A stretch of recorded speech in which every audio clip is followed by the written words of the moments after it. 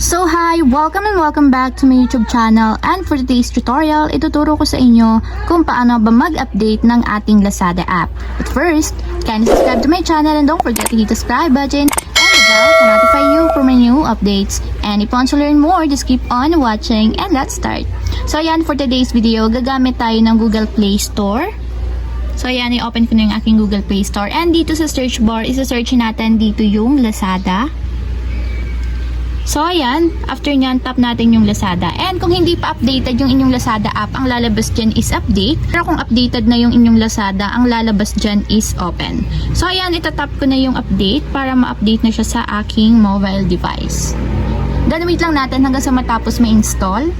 Then after ma-install, itap na natin yung open para directly mapunta tayo sa pinakang application ng Lazada. And kung makikita nyo, may bagong features na idinagdag dito sa Lazada. So, i-check nyo na lang yung bago nilang settings.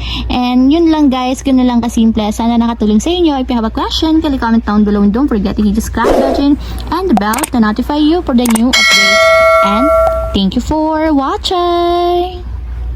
Living life, every day, late at night, not okay.